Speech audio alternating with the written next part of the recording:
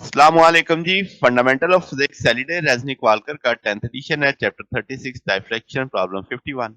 वो कहता है कि डाइफ्रैक्शन ग्रेटिंग है जिसपे 180 लाइंस है पर मिलीमीटर। वो कहता है कि लाइट सिग्नल कंटेन करता है टू वेवलेंथ जिसमें 400 नैनोमीटर वाला है, 500 नैनोमीटर वाला है। तो ये परपेंडिकुलर फॉल कर रही हैं। वो कहता है एंगुलर सेपरेशन बताओ सेकंड ऑर्डर मैक्सिमा इन दोनों वेवलेंथ का। फिर वो कहता है स्मॉलेस्ट एंगल बताओ दो जो आपके पास रिजल्टिंग मैक्सिमा है कहाँ पे सुपर इम्पोज करेंगे। फिर वो कहता है हाईएस्ट ऑर्डर बताओ मैक्सिमा का बोथ वेवलेंथ जो आपके पास प्रेजेंट होंगी डाइफ्रैक्शन पैटर्न पे। तो इस तरह से उसने डाइफ्रैक्शन का सवाल डाल दिया, एक इंटरफेरेंस का सवाल डाल दिया और आपके पास एंगुलर सेपरेशन मांग ली, यानी एक तरह से स्लिट सेपरेशन में उसका कंसेप्ट ले लिया। तो पहले डी निकाल लेते हैं। डी होता है एल बाई एन, एल भी पता है एन भी पता है, तो 5.55 टेन पर -6 आ जाएगा।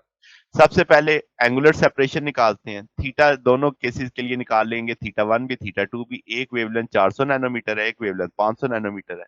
तो पहली वेवलेंथ 400 नैनोमीटर की, दूसरी 500 की वैल्यू रख के डी भी पता है, एम आपको उसने बता दिया है सेकंड ऑर्डर के लिए। तो 8.279 और दूसरी आ जाएगी 10.38। इन दोनों का डिफरेंस उठाएंगे तो आपको पता लग जाएगा, दोनों की सेपरेशन 2.101 आ जाएगा। फिर अगला केस है कि भाई स्मॉलेस्ट एंगल बताना है जहां पे मैक्सिमा सुपर इम्पोज करें। तो हम जानते हैं m1 लैम्डा वन बराबर होना चाहिए m2 लैम्डा टू का, यानी हमें नहीं पता m की क्या वैल्यूज है, मगर हमने उनको बराबर कर दिया, सुपर इम्पोज कर दिया। अब लैम्डा वन पता है, लैम्डा टू पता है, इनको बराबर कैसे कर सकते हैं? आपका जवाब इक्वालिटी कैसे आएगा? अगर हम 400 को 5 से जरब दे दें और m 500 को 4 से जरब दे दें, यानी तो आपके पास दोनों तरफ 2000 बन जाएगा। तो इसका मतलब M1 मुझे 5 रखना पड़ेगा, M2 मुझे 4 रखना पड़ेगा।